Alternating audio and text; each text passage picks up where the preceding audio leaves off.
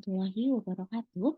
Perkenalkan, nama saya Melanie Ferunisa dengan NPM 105.118.025 dari Fakultas Psikologi yang akan mempresentasikan hasil penelitian saya yang berjudul Studi Deskriptif Illness Perception pada Caregiver di Bandung.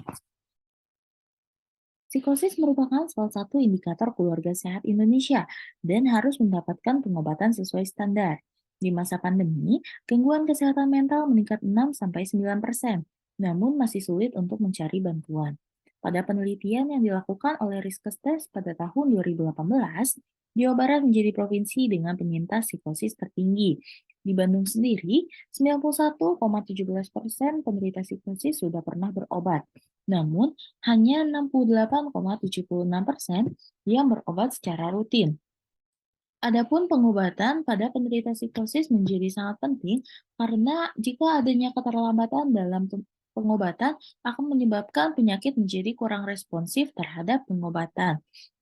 Adapun penelitian lain membuktikan bahwa 50% penderita psikosis yang masuk ke rumah sakit jiwa kemudian mengalami pengobatan rawat jalan mengalami masalah ketidakpatuhan. Adapun ketidakpatuhan ini juga sulit untuk diperbaiki jika tidak ada keterlibatan aktif dari keluarga dalam jalannya pengobatan. Loss perception pada caregiver lebih mungkin untuk memprediksi hasil perawatan daripada keparahan penyakit. Oleh karenanya, dilakukan penelitian untuk mengetahui gambaran illness perception pada caregiver dengan kaitannya dengan usia, jenis kelamin, dan lamanya sakit. Identifikasi masalah, yang pertama bagaimana gambaran illness perception pada caregiver penderita psikosis di Bandung. Yang kedua, bagaimana perbedaan illness perception pada caregiver terkait dengan usia caregiver, jenis kelamin caregiver, dan lama penyakit yang diderita oleh penderita psikosis yang didampinginya. Selanjutnya, tujuan penelitiannya yaitu untuk mendapatkan data mengenai gambaran illness perception pada caregiver penderita psikosis dan perbedaan illness perception pada caregiver terkait dengan usia caregiver, jenis kelamin caregiver, dan lama penyakit yang diderita oleh penderita psikosis yang didampinginya. Kegunaan penelitian, yang pertama kegunaan teoritis yaitu untuk mengisi kesenjangan informasi terkait gambaran illness perception pada caregiver penderita psikosis dan perbedaannya terkait dengan usia caregiver, jenis kelamin caregiver, dan lama penyakit yang diderita oleh penderita psikosis yang didampinginya. Kegunaan praktisnya yaitu berguna bagi caregivernya sendiri dan untuk pekerja sosial. Kajian teorinya yaitu memakai teori dari Leventhal pada tahun 1980, 2007, dan teori dari Ogden pada tahun 2012 yang berbunyi, illness perception merupakan pemaknaan yang dimiliki oleh individu mengenai suatu penyakit sehingga mereka memiliki gambaran dalam memahami penyakit tersebut dan memiliki gambaran mengenai apa yang akan dilakukan untuk mengatasi penyakit tersebut. Hal ini meliputi identity, perceived cause, timeline, consequences, controllability, and curability. Kira yang pertama, psikosis harus mendapatkan pengobatan sesuai standar, dan illness perception merupakan salah satu aspek yang sangat berperan penting, di mana illness perception ini memiliki 5 aspek penting, yaitu identity, perceived cause, timeline, consequences, dan controllability and curability.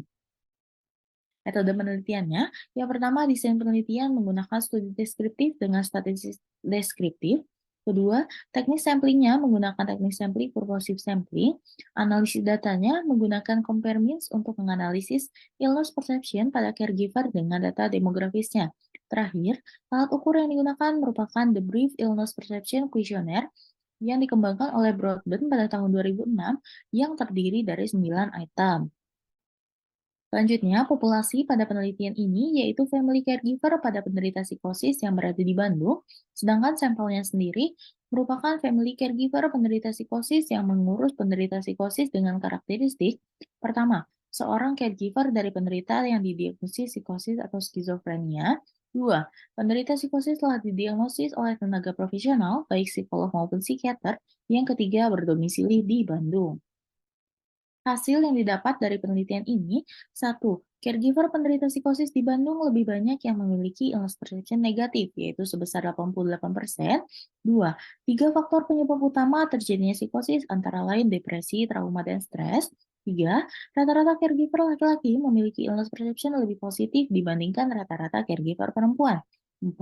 Rata-rata caregiver pada rentang usia 45 sampai 63 tahun memiliki illness perception yang lebih positif dibandingkan rata-rata caregiver pada rentang usia 21 sampai 44 tahun. Terakhir, rata-rata caregiver yang merawat penderita psikosis yang sudah mengidap psikosis lebih dari 9 tahun memiliki illness perception yang lebih positif daripada rata-rata caregiver yang merawat penderita psikosis yang baru mengidap psikosis kurang dari 9 tahun.